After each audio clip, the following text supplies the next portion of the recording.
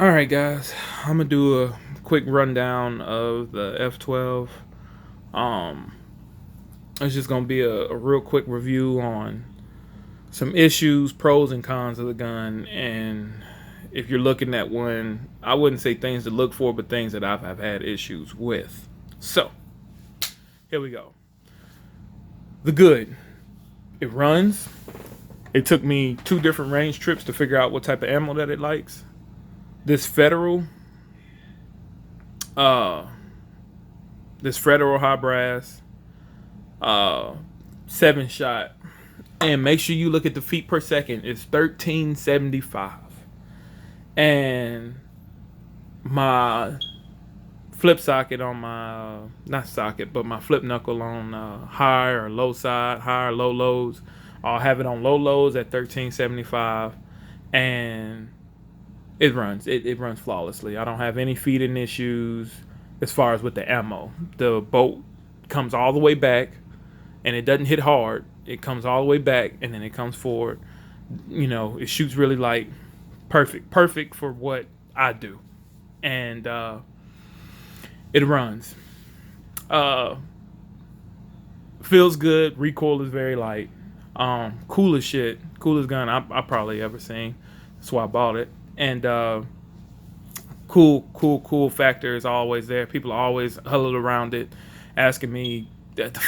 One guy actually asked me, "You're gonna shoot an AR-15 with clays? Oh my god, you're a bad dude." And I'm like, "Nah, just wait, you know." And then he he goes and we throw a clay, and then he sees the big shotgun shell come out, and he was like, "Oh my god, is that a shotgun?" And I'm like, "Yes, sir." So that was kind of funny. It favors an AR very much. It looks like a decked out AR or like an AR-10 or something like that. And awesome gun, man. Awesome gun at the range. Like I said, it runs. It shoots like a top. As far as reliability issues, things like that, never had an issue. All right, good gun. The bad, and I'm kind of frustrated. So I'm a very emphasize the fact that it is a good gun. Not had an issue as far as the gun firing, shooting, anything like that. I've never had any major feeding issues. As far as with the gun, as far as it's cycling and everything doing what it's supposed to do. Now here we go into the bad, and as far as the feeding issues, I will tell you this: the magazines. I got another one right here. As you can see, I run my fucking magazines. A gun is a tool. It's not meant to be treated fucking babied all the damn time. So that's not nothing that I'ma do. And I'm not saying I took it through a torture test. I just shot the son of a bitch. I mean, that's just what you do with a gun. And I have had issues out of the magazines. And one of the issues I have had is feeding issues. With certain loads, depending on what's going on, the reciprocating mass, when the extractor goes to pull out the shell, if you use too heavy of a load, when the gun cycles, it will actually bounce back too fast, and it will cause a jam. It'll jam right here. It'll, and then before it can have room to flick the shell out, it'll get stuck right here. So I ran some Winchester 1400 velocities and 1450s, which is much more on the heavy side, but I didn't want any feeding issues, so I ran it like that, and it did that. It did that on every last round, just about. And then the 1375s, it gives it actually throws it out, and the 1300s, I had some Winchester 1300, it done the same too. It throws them out, but just not as far. And didn't like that too much, so I upped it up. And most semi-autos really like 1350, about 3 1/4, 3.5 dram. So that's what I ran with them. And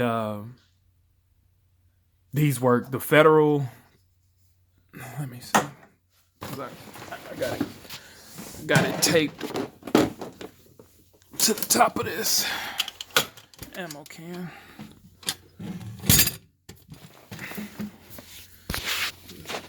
That guy right there. I'm not sure if you all can read that, but that's what it is. If you look for them, I found them in Walmart. I found them in Academy. You get them anywhere. So that's what it loves. That's what it likes. As you see, I got plenty of them in there. Got shells. It was full, but I just went to the range yesterday, so we know how that goes. All right. Loves that shell. Magazines, having some problems out of them. And you got to keep them clean. You got to keep them clean. Every range day, I break mine down. And don't use oil, use grease on the follower. When you take out the follower, it's got a little spring on the back side of it, back there, that locks the bolt open. And take it out, clean it, get all the soot. I mean, because you'll have chunks of soot in there. It's just powder, just in there. It gets massively dirty. Take the mags out, clean them. When I go to the range, the first 200 something odd rounds, I never have an issue with. And then after about 200, 300 rounds or whatever, I start getting jams and feed issues because the mag starts to get dirty. Clean your mags. You'll have reliability issues if you don't clean your mags. Clean your mags. That is an issue for me because I'm used to shooting Glocks. I'm used to shooting ARs where the magazines aren't really an issue. And this is an issue. I built a 7.62 by 39 AR, and I spend damn near $30, $40 a mag just so I won't have this issue. And F12, Typhoon, they need to fix it. So just once they get some reliable mags, they need to do something about it. The collapsible stock, mine is broke. It is now a fixed stock because the spring in it, if you all can see that, show you, fuck, bolt locked. And that's a challenge because I'll show you in a minute. Collapsible stock function doesn't work. Pin fell out, broke at the range. Don't know where it went, can't find it. And that's another thing because when it comes from overseas, it comes as a fixed stock. And you have to change out the stock and spend the money for a stock. And it cost me like $110 shipped for this collapsible stock. And the stock isn't the greatest. I mean, $100 stock in AR-15 world will get you something really fucking nice. This is nice, but not nice. So we'll say that.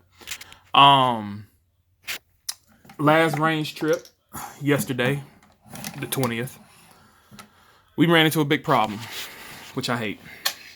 And this is what really pissed me off. Because as you can see, you probably noticed that something looked funky. Yeah, that's right. The sight, fucking pin fell out of it. And this isn't a mag pull. This is their brand of the sight that comes with the gun.